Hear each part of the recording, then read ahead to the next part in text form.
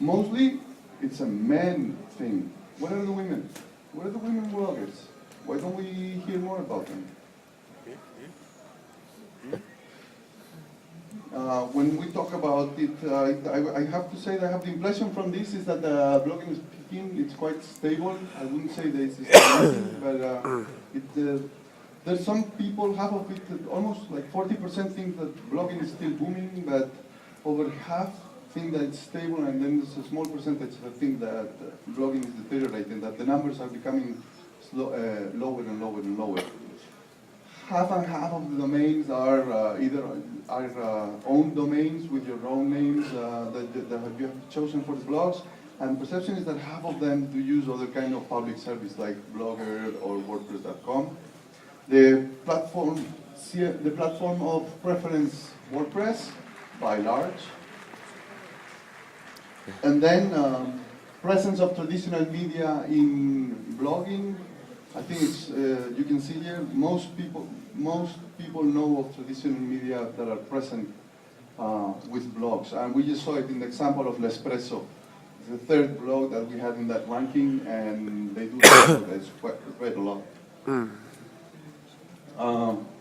They're not the bloggers do meet in real life. Most of them know about blogging meetings and blogger meetings in their countries.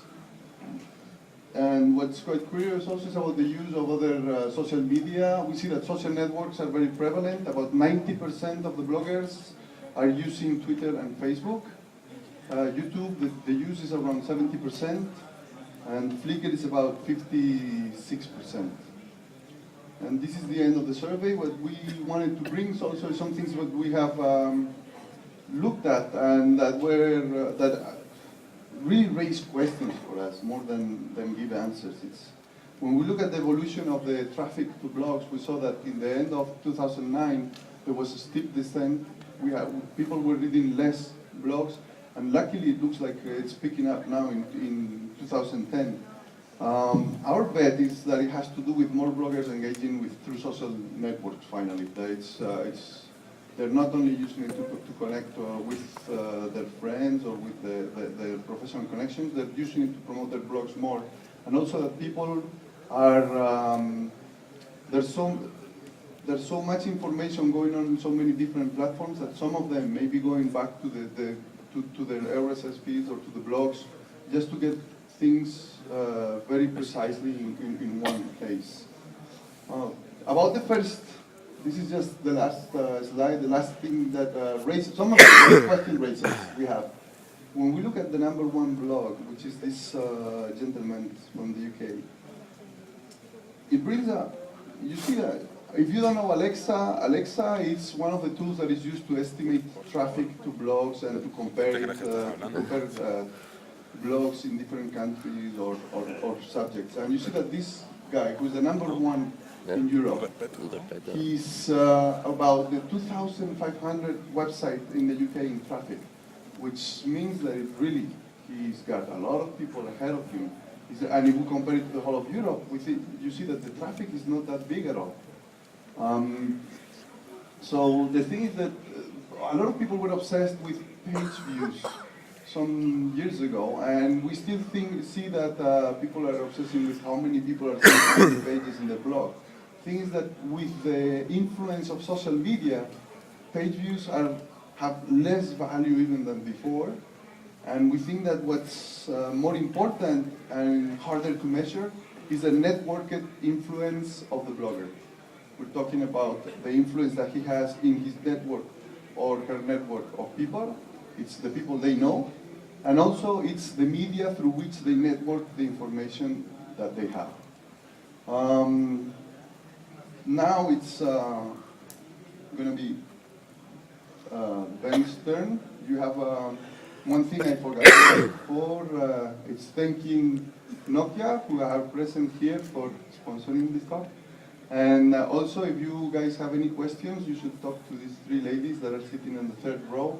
They will help you with any question that you have about new products and services coming out on the telephones.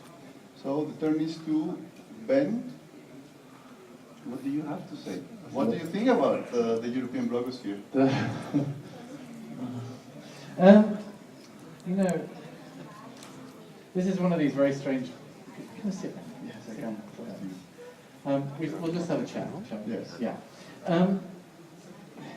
You know, it's one of these very strange things, and I've been talking about the European blogosphere in different forms for maybe 10 years now.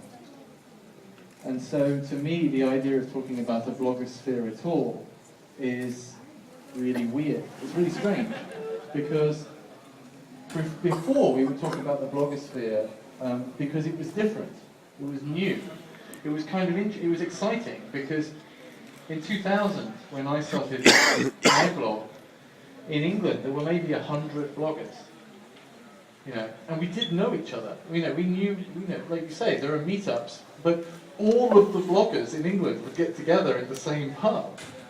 You know, and we knew, you know, and lots of people went out with each other, and we all got drunk. You know, it was a thing. It was a similar scene, and that was because the idea of expressing yourself freely online was new and exciting, and the technology to do it meant that it was quite specialist, and it was a certain type of person who could do it. But now the idea of writing what you're thinking and putting it on the internet it's not unusual. It's so not unusual that the idea of there being even a blogosphere is